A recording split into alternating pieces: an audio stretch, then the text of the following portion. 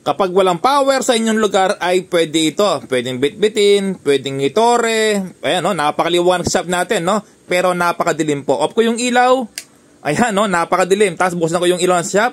Ayan. So, paano gawin? Ay, panoorin mo to. I-share mo rin yung video para malaman din ng iba.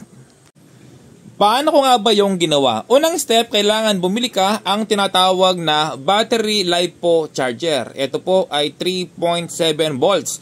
Ito po ay nabibili sa lahat ng online shop.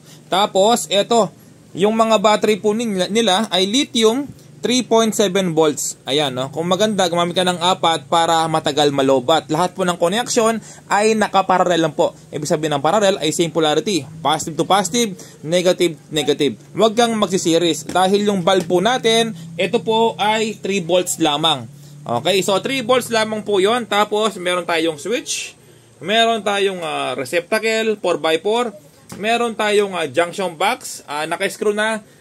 Naka-screw. Walang catch yung video, no? Kahit tayo na lilito. Naka-glue stick. Ayan po. Naka-glue stick yung ating lithium battery charger. Okay?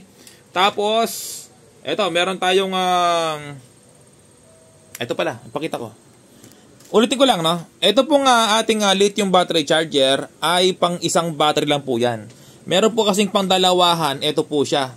Dalawaan, no? Kailangan pang isa lang po. Ayan po. Tulad po niyan. Pang isa lang yan, no? O, paano malalaman? I-click niyo po yan. Tapos add to cart. Meron pong makikita kung gusto yung isang battery, dalawang battery. Ibig sabihin po, series connection tawag doon, ha? Tatlong battery, series connection. Ang piliin nyo ay isang battery lang. Isang battery yung magte-charge, no? Tapos gagawin nyo lang lahat na nakaparallel. Okay? Mas the best, 4. Tapos lalagay mo dito sa loob yan. Lalagay mo ng glue stick. Okay? So, tapos, ito yung ating battery.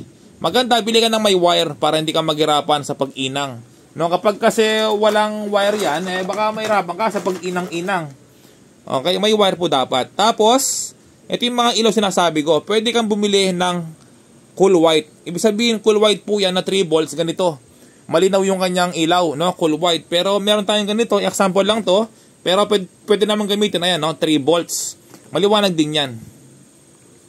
Tapos, ganun lang mga ka-repairman, no? Gawin na natin. Nilagay ko na yung connection ng battery sa ating battery charger. Ayan po ay nakaparallel din. Ito yung parehas na positive. Ito yung parehas na negative. Okay, tapos naglagay ako ng switch. Ayan, naka-glue stick na.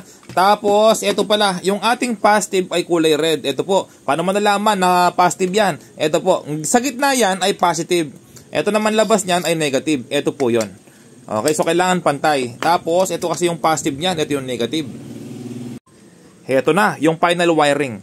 Yung negative na to, yung galing sa receptacle, ayan, nagbutas ako, no? Yung negative na to, ay diretso po sa negative ng battery. Okay, pagkatapos, yung positive na to, yung isang ilaw, nagpunta dito sa switch. Ayan po, oh. Nagpunta po dito sa switch. Yan, no? Kita nyo, sa switch, isa lang po yan, ha?